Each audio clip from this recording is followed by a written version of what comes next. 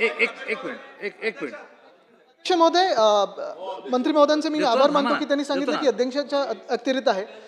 माझी हीच विनंती राहील आणि आग्रहाची विनंती राहील की त्याच्यावर त्यांनी स्पष्टीकरण घ्यावं, कारण ते स्वतः गृहराज्यमंत्री आहेत. उद्या जर त्यांचा डीप फेक वापरून कोणीतरी इथे आलं किंवा त्यांचं डीप फेक वापरून कोणी, हल्ली ते सगळं चाललं ना डिजिटल अरेस्ट वगैरे वगैरे, हे काय, हे आता गोष्टी एवढ्या सोप्या झालेल्या आहेत की तुम्ही एखाद्याला व्हॉट्सॲप लिंक पाठवा आणि ते व्हॉट्सॲप, आता मध्यंतरीच्या काळात माझे एक दोन ओळखीचे आहेत, त्यांना मुंबई ट्रॅफिक पोलीस म्हणून एक लिंक आली,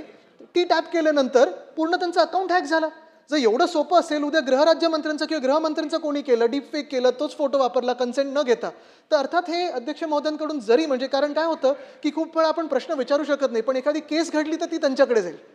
गृहराज्यमंत्री म्हणून माझी विनंती ही राहील की ह्याच्यावर एक निवेदन आणि ह्याचं कन्सेंट फॉर्म, ह्याचं जे काही आपल्याला लागतं, जसं प्रायव्हसी रूल्स काय आहेत, कसं हे वापरलं जाईल, कुठच्या कंपनीकडे आहे, कुठे हा डेटा स्टोअर होणार, त्याला फायरवॉल काय, कारण हा सगळ्यात गंभीर प्रश्न आहे, ह्या राज्याच्या लोकप्रतिनिधींचा प्रश्न आहे आणि आमच्या सगळ्या ह्या डेटाचा प्रश्न आहे.